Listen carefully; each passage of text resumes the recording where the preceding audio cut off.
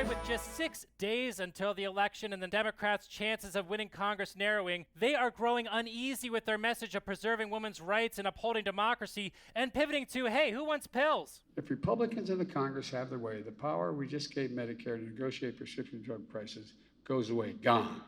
$2,000 cap on prescription drugs. Gone. Biden there obviously deploying a scare tactic. Republicans won't need to cut Medicare because their policies will have already wiped out humanity. Meanwhile, Republicans are laser focusing their closing argument on kitchen table issues like whether the Paul Pelosi attack involved gay stuff.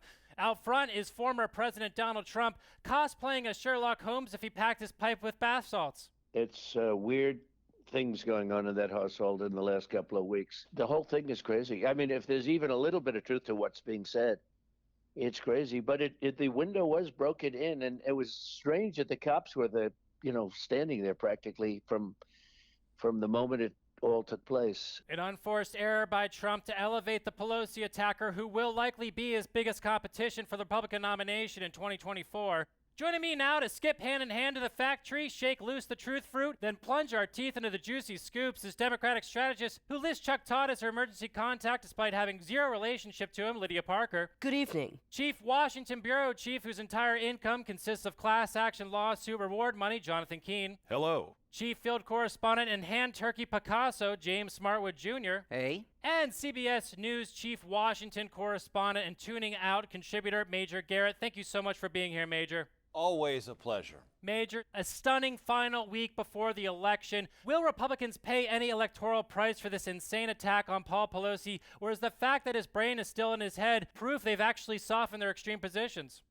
It's a severe moment in American politics. Nancy Pelosi, Speaker of the House, third in line in succession to the U.S. presidency, her husband attacked, and the attacker telling authorities he intended to kidnap Nancy Pelosi and interrogate her, and if she didn't give answers that satisfied him, he would kneecap her. The country is, in many respects, shocked by this. Will this, in the closing days of the campaign, create a mindset of, wait a minute, do Republicans play footsie with extremism, or do they not? For independent and swing voters in a lot of very close Senate races, could be decisive. Clearly, Republicans are passionate about their pro-hammer agenda, and Democrats need to do that thing where they meet them halfway and volunteer to get extra bone installed in their skulls. You know, young Democrats must be so inspired that their party's closing argument is delivered by a million-year-old president talking about end-of-life care. All right, let's drill down on the candidates. Republican Arizona gubernatorial candidate Kari Lake, who will turn this car around and drive it right off a goddamn cliff, said this.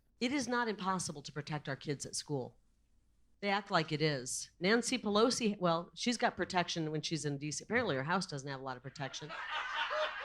Kari Lake there adding much-needed levity to an issue the Republicans have already spent every moment laughing about. Now, if I may, let me just say that this behavior on the right, it's not who we are. Are you sure about that, Keene? I mean, we've had this history of racism, wars of aggression, economic injustice. Right, but isn't it also that this is not who we are? Well, I'm saying I think we are it. Well, it's not who we are. Well, yes, we are. Well, but just to be clear, it's not who we are. If you say it one more time, I'm going to lose it. Okay, all right. But it's not who we are. Wow. Well, let's go ahead and dig into the election hard data with our senior political analyst, Ted Jaworski, who's at the big board. Ted, what are the numbers showing you about the battle for Congress? Thanks, James. Pollsters have been conducting hundreds of scientifically advanced surveys of the voting population and developing quantum computer projection models. And after all that, what we've learned is anything can happen. Oh, well, I mean, you've got tons of data there, and we're less than a week out. Surely you can make some sense of this chaos. Nope. James, every election we pretend like all this stuff works, and then 30 crazy nutbags march to victory, and I look like a stupid jerk. Oh, come on, Ted. No, it's true. It's true. I look like a stupid jerk. Look, we all understand that voter behavior is erratic and difficult to discern, but there must be something you know for certain. Oh, yes, of course. One day, all life on Earth will cease to exist. Ted, Come on. Bask in the uncertainty, for it is life, and I am but a vessel for this realization. Drink, be free. Look, can you just tell us what's going on in the Pennsylvania Senate race? Fine. Polls show that Democrat John Fetterman holds a narrow lead over Republican Dr. Oz. Thank you very much. But that poll straddled the debate that Fetterman bombed, so we don't know jack, except again, decay is inevitable. Jesus, Ted, can you just chill out? I mean, just go buy yourself a steak or something. Oh, more meat to put in my meat.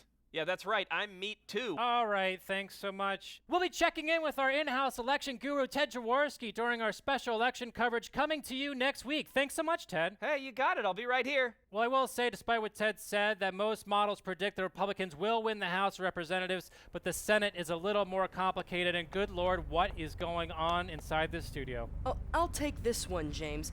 It appears nature itself can sense the upcoming Republican midterm victories and out of pure instinct is seeking out the safest place to shelter from our societal collapse. I see. And Keen, are you okay? Me? Oh, I'm fine. I will say, though, that the voices within me have communicated that a dark age is upon us.